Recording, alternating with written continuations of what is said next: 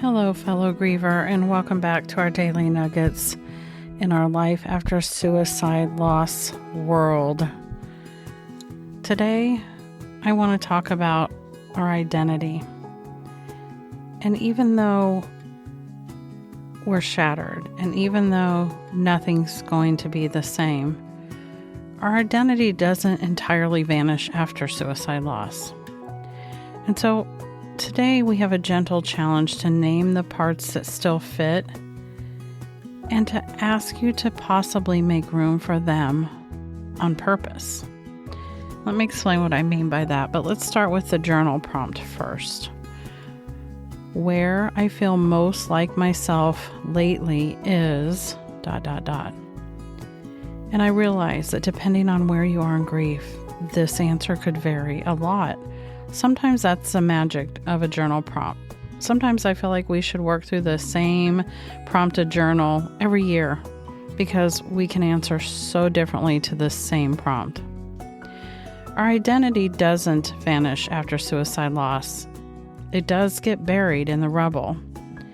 And today we can name parts of you that may still fit and maybe make room for them on purpose.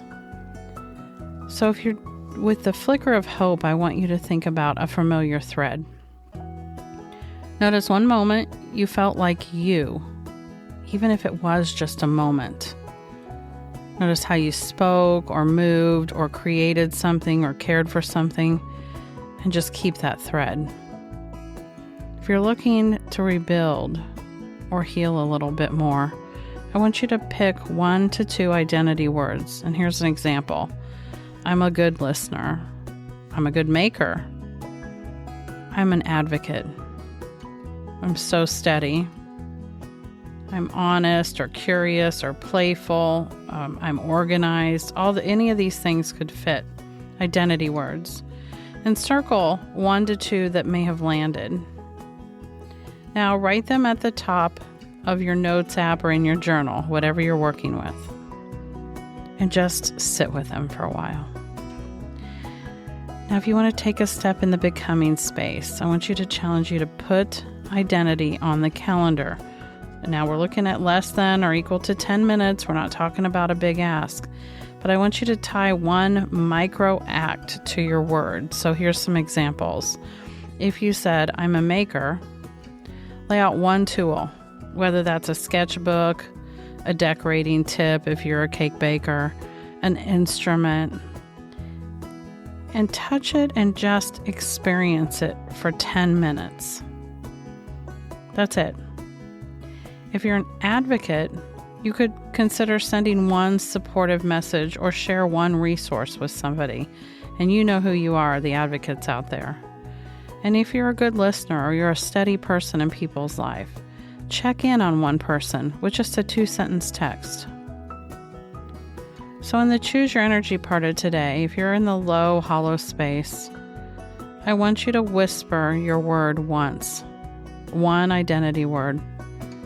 Put your hand to your chest and breathe in. Now breathe out just a little bit longer. Just let that word sit. For me, that word was cook. If you're in the healing space, consider doing one 10-minute identity act and stop when the timer ends. And if you're a little bit higher on the energy scale, you could go into the becoming space and schedule this identity act 3 times this week. So say, in my case, where cooking was something I had to step back into as a retired chef. If I just got out some eggs to make scrambled eggs and whipped them up and added this herbs and did the things that I do to make, eggs taste good as a chef, not just as somebody who's, and that's about a 10-minute activity, and I see them through to completion. I could do that 3 mornings in 1 week. So your food, and that's an intentional pun, for thought today is, identity isn't a costume you perform.